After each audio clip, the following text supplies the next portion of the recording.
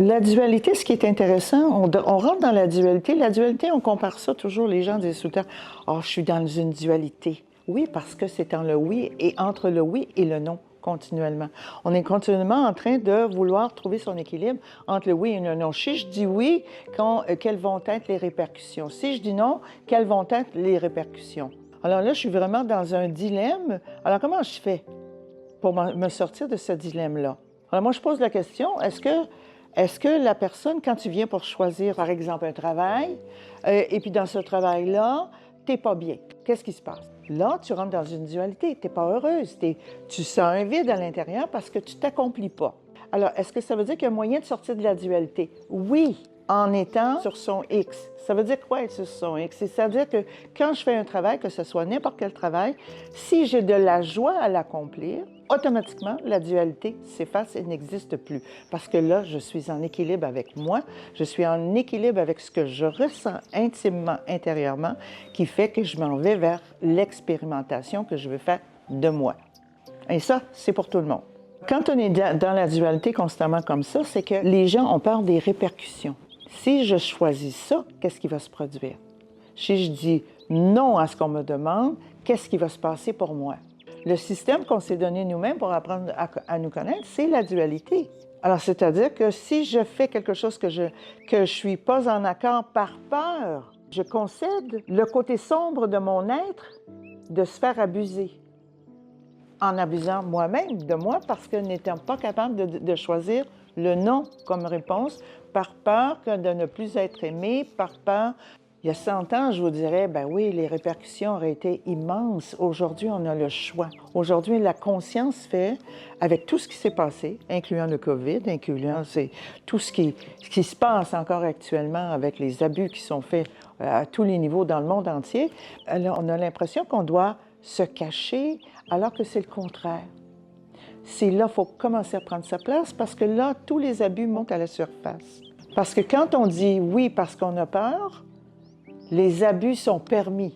Le système dans lequel on vit, on va être d'accord avec ça, c'est un système qui est décevant, qui s'arrange pour nous décevoir constamment. Alors, ça fait longtemps qu'on vit dans ce système-là de déception. Aujourd'hui, on commence à dire, bien là, ça commence à faire. Avoir peur comme ça, il faut changer ça. Maintenant, on n'a plus le goût d'avoir peur. On a le goût maintenant de vivre quelque chose, nos propres créations. C'est ce qui se passe actuellement dans le système. Les gens reprennent leur pouvoir et arrêtent de laisser à l'autre l'initiative de décider à notre place. Tout ça, ça fait partie d'un parcours pour mieux se connaître, pour aller vers cette divinité-là, vers cette liberté de création-là. Le but ultime, c'est de libérer l'être et de lui faire prendre conscience de sa divinité et de ses possibilités. Avec les excès qui nous sont montrés, ils obligent l'humanité à se réveiller, là. À dire, bien là, ça va faire... j'ai beaucoup plus de valeur que ça. Parce que si on accepte un abus une fois, on l'accepte une deuxième fois. Et là, après ça, une deuxième fois, on l'accepte une troisième fois, et ainsi de suite. Et on finit par abuser soi-même de soi pour être au niveau qu'on nous a déjà demandé d'être. Un système qu'on a mis nous-mêmes en place, si tu veux. C'est un peu comme une toile d'araignée. On se fait une belle toile d'araignée, puis à un moment donné, on s'y prend là-dedans. On se prend dans la toile d'araignée et on reste là. Mais là, c'est tellement abusif que là, on se rend compte que la toile d'araignée, ça ne fonctionne plus. Cette toile d'araignée-là ne fonctionne plus du tout. Donc, ça nous prend une autre matrice. Une matrice qui va soutenir l'évolution dans laquelle on s'en va. On dit, on s'en va vers la 5e dimension. La 5e dimension, c'est quoi? Finalement, c'est une autre façon de penser, une autre façon d'être.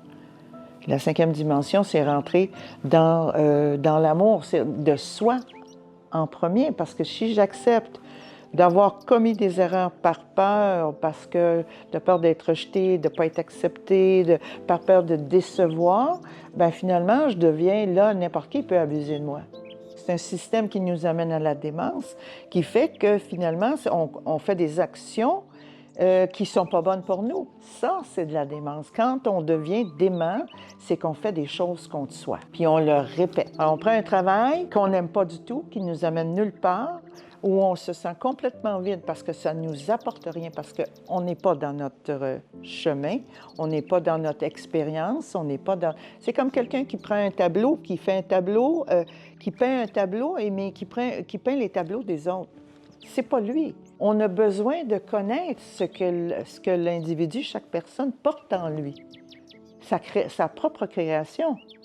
Mais comment je sais, comment j'apprends sur moi, c'est par des expériences en même temps. Puis à un moment donné, quand je commence à dire non, l'enfant, quand il grandit, il dit à ses parents non. Je vous invite à me poser des questions. Ça me fera plaisir de répondre à ça. Merci et à la prochaine.